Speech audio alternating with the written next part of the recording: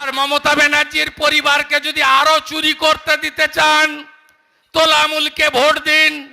আর ভারতবর্ষকে যদি বাঁচিয়ে রাখতে চান, G20 চেয়ারম্যানকে বিশ্ব নেতা করতে চান, ভারতবর্ষের অবস্থা আফগানিস্তান, পাকিস্তান, ইউক্রেনের মতো যাতে কোনোদিন না হয় সেটা চান, তাহলে নরেন্দ্র দামোদর দাস মোদীকে ভোট দিয়ে নির্বাচিত করুন। কেউ পায়নি, তোমার দেখা নাই রে, তোমার দেখা নাই। তৃণমূলের পঞ্চুরা ভাঙা সাইকেল চড়তো 2011-র আগে, এখন মোটর সাইকেল তো দূরের কথা, স্করপিও ছাড়া চলেন না। তৃণমূলের পঞ্চুদের টালির বাড়িগুলো এখন 3 তলা 4 তলা পাকা বাড়িতে পরিণত হয়েছে। তৃণমূলের পঞ্চুদের হাতে এখন 80,000 1 লাখ টাকার আইফোন ছাড়া চলে না। আপনাদের টাকা এইভাবে নষ্ট হয়েছে, আপনারা শৌচালয়ের টাকা পাননি। তার মানে তৃণমূল সব খেতে খেতে, কয়লা বালি খেতে খেতে পায়খানাও খেয়ে ফেলেছে। নরেন্দ্র মোদীজি ক্ষমতায় আসার পরে তিনি গ্রামে থাকা মা বোনেদের কথা চিন্তা করে তিনি প্রথমেই শৌচালয়বিহীন বাড়িগুলোতে শৌচালয় নির্মাণের জন্য 12,000 টাকা করে দিয়েছিলেন বাড়ি প্রতি। পশ্চিমবঙ্গে 72 লক্ষ পরিবারের জন্য 12,000 করে টাকা এসেছিল। দয়া করে এখানকার গ্রামবাসীরা হাত তুলবেন, আমরা পেয়েছি। দ্বিতীয় আমি প্রশ্ন করব আপনাদের কাছে, উজালা 1 এবং উজালা 2 আপনারা গ্যাসের কানেকশন, মোদিজি গরিব বাড়ি থেকে উঠে এসেছেন, পিছড়ে বর্গ থেকে। মোদিজি দেখতেন তার মা লকড়ি দিয়ে, কয়লা দিয়ে, বাঁশকে ফু দিয়ে দিয়ে উনুন জ্বালাতেন। মায়েদের, গ্রামের মায়েদের, দিদিদের, বোনেদের যারা রান্না করে আমাদের খাওয়ান, তারা 40-এর পরেই চশমা, 60-এর পরেই চোখে ছানি, এমনকি চোখে 60-65-র পরে অন্ধত্ব পর্যন্ত, দৃষ্টিহীনতার শক্তি পর্যন্ত হারিয়ে যেত। আর এই ধোঁয়াগুলো টানতেন বলে বিপুল পরিমাণ মায়েরা তারা বিভিন্ন ধরনের রোগে আক্রান্ত হতেন এবং যক্ষ্মা একটা মহামারীর আকার ধারণ করেছিল। গরিব বাড়ি থেকে উঠে আসা মানুষের দরদ এবং গরিব মহিলাদের কষ্ট দেখা নরেন্দ্র দামোদর দাস মোদী ভারতবর্ষে কয়েক কোটি মাকে গ্যাসের কানেকশন দিলেন। নাম দিলেন উজালা 1, পরে দিলেন উজালা 2। গ্যাসের ওভেন ফ্রি, কানেকশন ফ্রি, প্রথম 12 মাস একটা করে সিলিন্ডার ফ্রি। আর এখনো এমনি গ্যাস সিলিন্ডার কিনতে গেলে যা টাকা লাগে, উজালার মারা কিনতে গেলে 200 টাকা কম লাগে। ভর্তুকি দিচ্ছে ভারত সরকার। আপনি বলুন, পশ্চিম বাংলায় এ ধরনের 54 লক্ষ মহিলা মাতৃশক্তি, তাদেরকে উজালা 1-2-এর অন্তর্ভুক্ত করেছেন নরেন্দ্র মোদী। সরাসরি এসেছে বলে তৃণমূলের পঞ্চু বাবুরা এতে নাক গলাতে পারেননি। গ্যাসের গ্রাহক সেন্টার, বিতরক কেন্দ্র থেকে সরাসরি আপনারা পেয়েছেন। স্কিম নম্বর 3, প্রধানমন্ত্রী আবাস যোজনা। ওরা বলে আগে তো IAY ইন্দিরা আবাস ছিল, বিজেপি নাম বদলে দিয়েছে। আমি 95 সালের কাউন্সিলর। একটা ওয়ার্ডে, একটা অঞ্চলে বছরে 3টে করে বাড়ি আসতো। বাড়ির অ্যামাউন্ট ছিল 25,000। কাকে দেবেন আর কাকে বাদ দেবেন মারামারি লাগতো। নরেন্দ্র মোদীজি প্রধানমন্ত্রী আবাস যোজনা করে বললেন টালির বাড়ি, খড়ের বাড়ি, হোগলার বাড়ি, অ্যাসবেস্টারের বাড়ি, তারপলিন খাটিয়ে থাকা বাড়ি আমি ভারতে রাখবো না। ছাদযুক্ত বাড়ি, শৌচালয়যুক্ত বাড়ি, হার ঘর নল সে জল, এটা আমার কমিটমেন্ট। গোটা দেশে 5 কোটির বেশি বাড়ি তৈরি হয়েছে। পশ্চিমবঙ্গে 50 লক্ষ বাড়ির জন্য টাকা দিয়েছেন। বাড়ি প্রতি 1,25,000 টাকা কে কে পেয়েছেন? পেয়েছেন? পেয়েছেন? পেয়েছেন? পাননি। কেন পাননি? গোটা ভারতে গ্রাম সংসদে মাইকিং করে বসে তালিকা তৈরি হয়েছে। আপনার পঞ্চায়েত গ্রাম সংসদের সভা কোনোদিন করেছে? মাইকে হাঁক পেয়েছেন? আগামীকাল বৈকাল 3টায় অমুক স্থানে গ্রামবাসীরা মিলিত হবেন, গ্রাম সংসদের সভা আছে। শুনেছেন মাইকের আওয়াজ? মাইকের আওয়াজ শোনেননি, মাইকের আওয়াজ পাননি।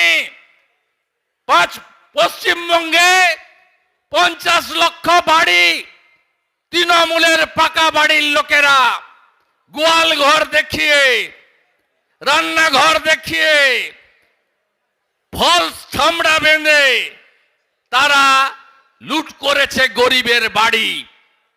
পঞ্চায়েত ভোট, আপনি বাড়ি পাননি।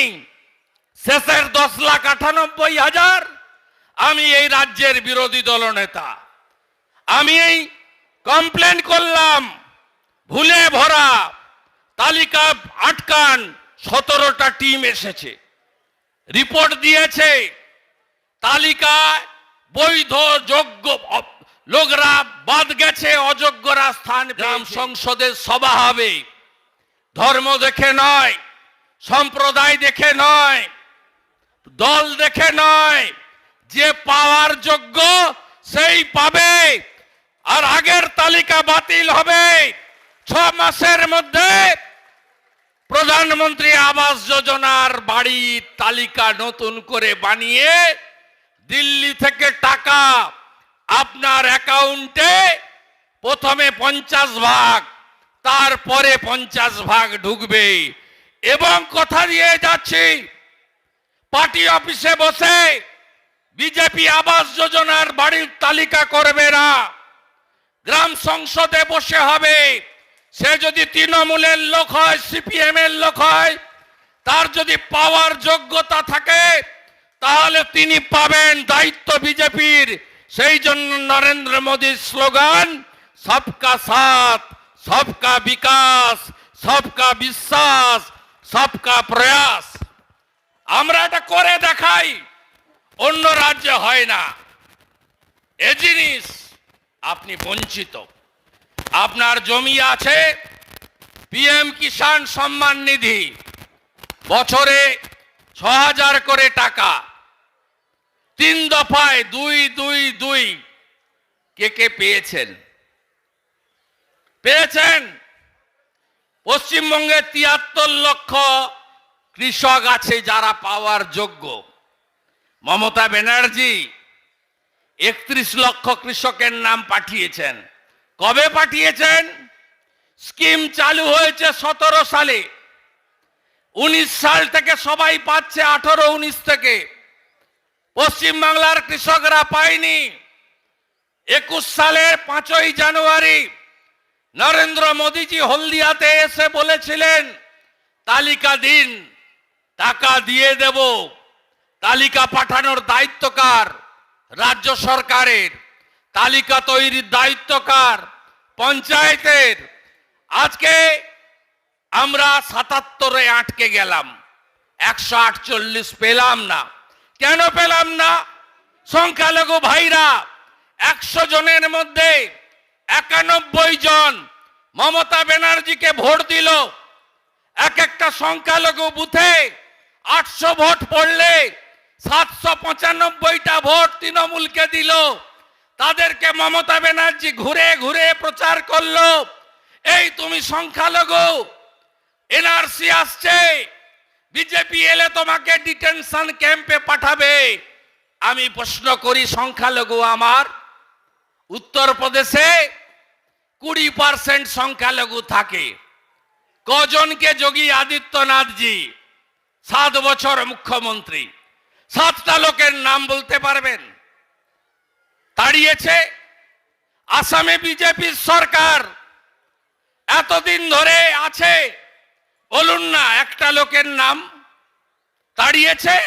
আমরা জানি আপনারা ভোট আমাদের দেবেন, একটু সময় লাগবে। গুজরাটে গত বিধানসভার ভোটে এই প্রথমবার সমস্ত সংখ্যালঘু অধ্যুষিত আসন পদ্মফুল জিতেছে, কারণ গুজরাটের সংখ্যালঘুরা দেখেছে ধর্ম পালনে বিজেপি বাধা দেয় না। বিজেপি কর্মসংস্থানে অগ্রাধিকার দেয় অর্থনৈতিকভাবে পিছিয়ে পড়া লোকেদের। বিজেপি প্রধানমন্ত্রী আবাস যোজনা বলুন, শৌচালয়ে বলুন, বাড়ি বাড়ি নলবাহিত পানীয় জল বলুন, রেশন বলুন, কোভিডের ভ্যাকসিন বলুন, তাতে ভেদাভেদ করে না। তাই গুজরাট বুঝেছে, গুজরাট ভোট দিয়েছে। উত্তরপ্রদেশে 17 সালে আমরা 1%-এর কম ভোট পেয়েছিলাম সংখ্যালঘু ভোট। এবারে 22 সালের ভোটে যোগীজিকে 10% সংখ্যালঘু ভোট দিয়ে এসছেন, কারণ তারা বিরোধীদের ভুল বুঝানো বুঝতে পেরেছেন। আপনি বলুন তুরস্কতে ভূমিকম্প হয়েছিল, ইসলামিক কান্ট্রি, কোন দেশ প্রথম পৌঁছেছে? কোন দেশ প্রথম পৌঁছেছে? 24 ঘন্টার মধ্যে ভারতীয় সেনা একটা পুরো হসপিটাল বানিয়ে সেখানকার লোকেদের পাশে দাঁড়িয়েছে নরেন্দ্র দামোদর দাস মোদী। আপনি বলুন আফগানিস্তান, পাকিস্তানে গম নেই, পাকিস্তানের উপর দিয়ে গম নিয়ে যেতে দেয়নি জাহাজে। ইরানকে সাহায্য নিয়ে নরেন্দ্র দামোদর দাস মোদী তিনি গত মাসে একেবারে জাহাজ ভর্তি করে আফগানিস্তানে গম দিয়েছেন। তার নাম কি? নরেন্দ্র দামোদর দাস মোদী। আমরা এগুলো করি না। হ্যাঁ, অনেকে বলেন আপনারা জয় শ্রীরাম কেন বলেন? আরে জয় শ্রীরাম নিশ্চয়ই আমার আরাধ্য দেবতা ভগবান রাম, কিন্তু রামরাজ্য মানে কি? প্রতি হাতে কাজ, প্রতি পেটে ভাত, প্রতি মাথায় ছাদ, এটাই হলো রামরাজ্য, যাকে বলে সুশাসন। এর মধ্যে কোনো ধর্ম নেই, কোনো সম্প্রদায় নেই। আপনি চান না পশ্চিমবঙ্গে মমতা ব্যানার্জি 45 লক্ষ লোককে পরিযায়ী শ্রমিক করেছে, 45 লক্ষ লোককে, তার মধ্যে 30 লক্ষ সংখ্যালঘু এই অঞ্চলেও আছে। বলুন কতজন বাইরে আছে? মিজোরামে ধসে মারা যায় 10 জন, 5 জন পশ্চিমবঙ্গ, 5 জন বিহারে। উত্তরপ্রদেশে বাজির কারখানায় মারা যায় 11 জন, 9 জন পশ্চিমবঙ্গের, মালদা, মুর্শিদাবাদ, উত্তর দিনাজপুরে। মহারাষ্ট্রের মুম্বাইতে বাড়ি তৈরি করতে গিয়ে দালান ভেঙে মারা যায় 5 জন, নদিয়া জেলার 2 জন, উত্তর দিনাজপুরের 3 জন, সব সংখ্যালঘু। কি দিয়েছে মমতা ব্যানার্জি? পীর সাহেবের বাড়ির ছেলে নওশাদ সিদ্দিকীর টুপি ধরে টানেনি, জেল খাটায়নি, এই জন্য ভোট দিয়েছিলেন। রামপুরহাটের বগডুই বিজেপি নাই, 17টা ভোট পেয়েছিল। ভাদুয়া নারুলের লড়াই পুড়িয়ে মারল, নিরীহ 3টে বাচ্চাকে, 8 জন মহিলাকে পেট্রোল দিয়ে তালা দিয়ে পুড়িয়ে মারল। আর মমতা ব্যানার্জির ভাই কেষ্ট বলে টিভি বাস্ট করে মারা গেছে। প্রথম মমতা ব্যানার্জি যায়নি বগটুইতে, এই শুভেন্দু অধিকারী আর আমাদের এমএলএরা গেছিল। আমরা গেছি, বিজেপির লোকরা রাজনীতি করে না। যেখানেই বিপদ হবে সেখানেই বিজেপির বিধায়করা সাংসদরা আমরা প্রথম পৌঁছাই। বোমা মানতে গিয়ে মুর্শিদাবাদের একজন মারা গেছে, তার নামও সাইদ মল্লিক। আপনি দেখুন মারা গেছেন মনসুর আলম, বাড়ি চোপড়া, উত্তর দিনাজপুর।